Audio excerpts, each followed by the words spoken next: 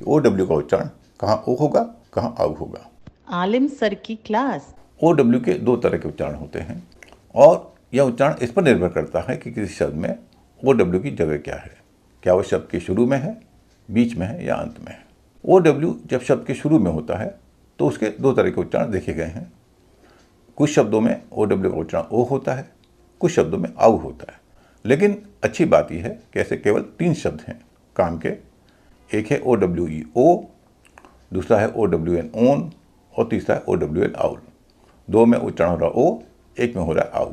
इनको याद रखने या समझने में आपको कभी दिक्कत नहीं होगी। हो सकता है आप पहले से इनका उच्चारण जानते हो।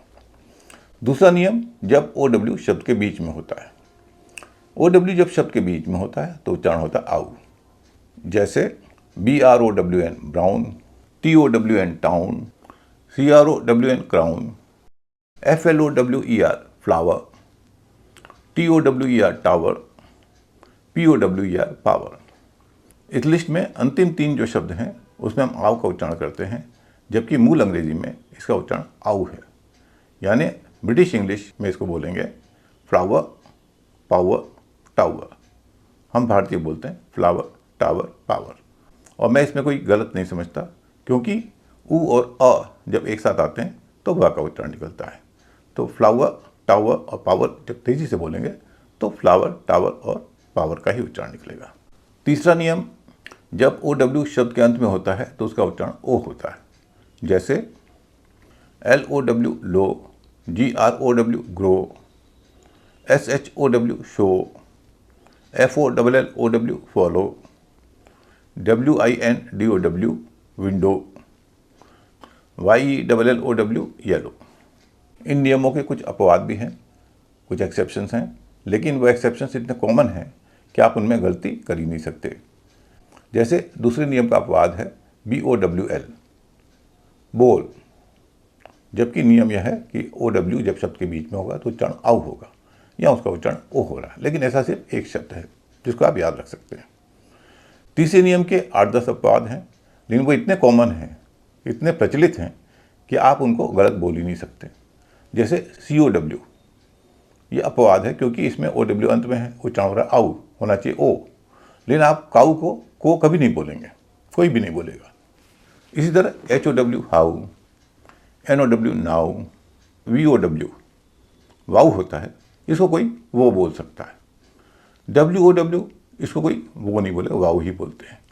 CHOW चाउ, इसको कौन गलत बोलेगा।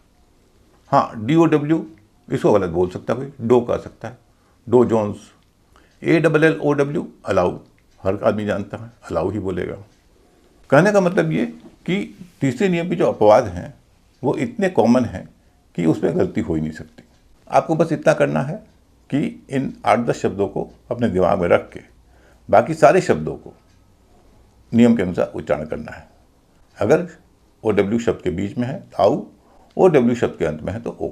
और जब आप इन नियमों को इन शब्दों पर लागू करें तो ये याद रखें कि आपको सफिक्स वाले शब्दों में सफिक्स हटा के इन नियमों को लागू करना है। जैसे LOWER, इसका उच्चारण तय करते समय आप ER सफिक्स हटा देंगे और जो बचा है LOW उसका नियम के अनुसार उच्चारण करेंगे लो। इस तरह GROWN, मूल शब्द GROW, N हटा के उसका उच्चारण तय करेंगे तो ग्रो हो जाएगा। BLOWN blown, SHOWN shown, KNOWN known. भले ही इन शब्दों में OW बीच में है, उच्चारण होगा ओ।